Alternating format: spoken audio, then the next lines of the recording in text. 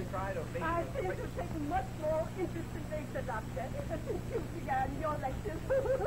It's funny, but I don't know. Yes, indeed. What are you speaking on this afternoon, Doctor?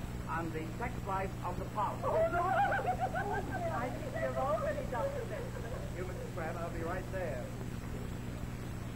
You pardon me, please. No, Doctor.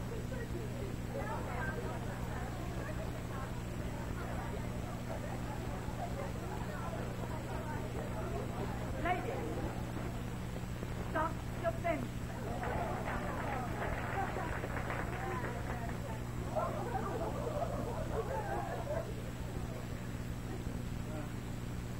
I wonder if you should take that. Now, let's see. What happened to you?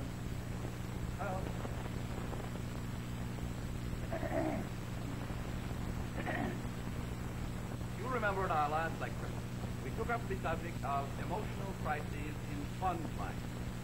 And we saw how wonderfully nature takes care of the 1,001 things which a sponge must think of before it can reproduce other sponges. We also saw, if you remember, that a positive sponge, if mated with a negative sponge, will reproduce positive sponges, and vice versa. We also saw that this is known as Liscombe's law, so called after Professor Liscombe, who discovered it quite by accident one day in the bathtub. Now this afternoon, we will take up certain phases of the emotional and physical reactions of the polyp, as expressed in its sex life. You can call it a sex life. The polyp, as you know, is that tiny organism which grows under the sea and which looks something like a, well, you've seen a snail. Now, it's exactly like a snail. It's smaller than a snail. Now, a small dog isn't it either. Well, I've brought some of the little creatures here which we've been using in the laboratory, and they may serve to show what the Irishman calls the nature of the beast. Yeah, I don't think I've got it, that's all. Well, never mind. I have some pictures here, which I'm going to show you later in the afternoon. Now, the only way in which a polyp resembles other animals at all is that at certain periods during its growth, it does display a sentimental interest in polyps of the opposite sex. Now, this presents a very complicated situation, as the polyp has no definite sex itself, and is neither one thing nor another.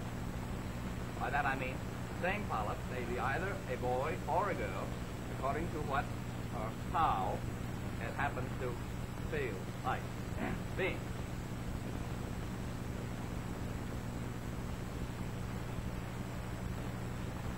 As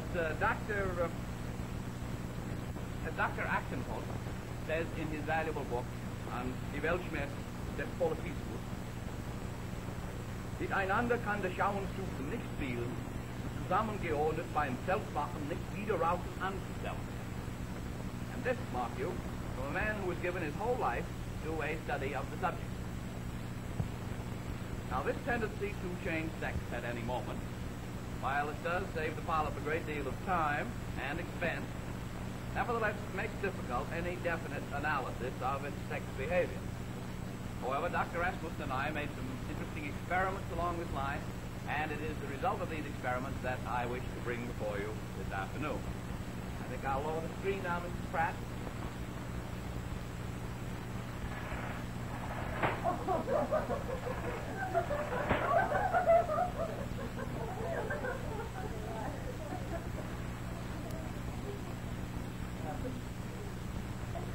Well, that's more like it.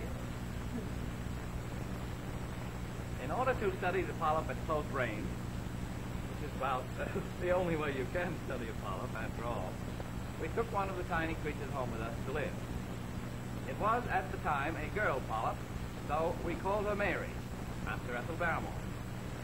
She was at first naturally shy, but soon grew accustomed to our mannish ways and became more like a child of our own than like a polyp. Although, of course, she looked more like a polyp than like a child of our own. It was in this way that we were able to tell the difference. Lights out, please, Mr. Cassidy. That's fine. Thank you, Mr. Cassidy.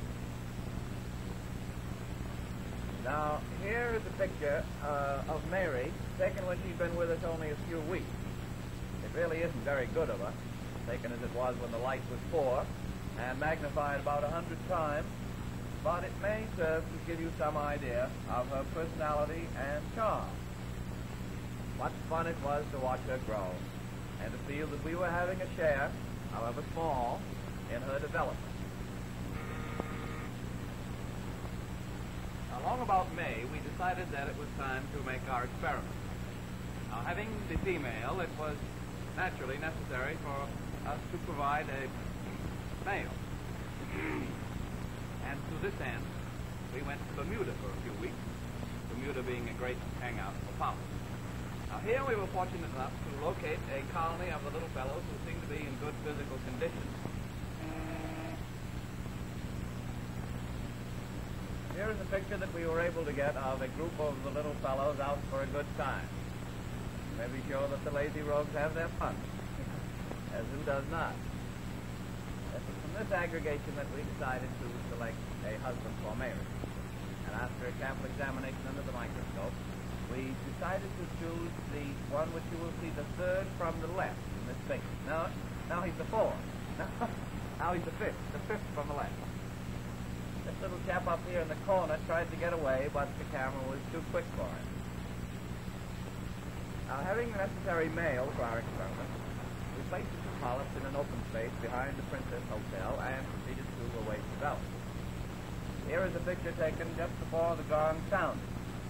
The one on the right is the male, and on the left the female. Unless I'm mistaken. Yes, I am mistaken. The one on the right is the male, female, and on the left the male. What a mistake. One unusual thing about the polyp courtship is its restraint. A polyp is only a polyp, after all, and has its little weaknesses like the rest of us. I, for one, would not have it otherwise. But even so, the entire courtship is carried on with an open space between the male and female of perhaps 50 paces of polyp measure, which in a way makes it difficult for the male to be anything much more than just a pal. Now, the male has a rather unusual way of attracting the attention of the opposite sex, the female. It was Dr. Rasmussen who discovered that during the courting season begins on the 10th of March and extends on through the following February.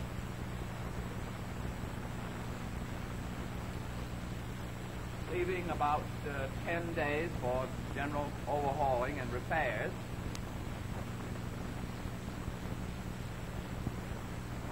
During the courting season, the male gives forth a strange phosphorescent glow, something like a diamond scarf pin. Now, this glow is supposed to be very attractive to the female, and it is by dazzling her with his appearance of elegance that the male is able to bring the lady around to his point of view. In order to test the powers of observation of the male during these maneuvers, we played a rather mean trick on the little fellow. We took away the original female, for whom he was so frantically flashing his gleamer, and put in her place another, but less attractive female. This seemed to make no difference at all to the male, who continued to flash on just the same.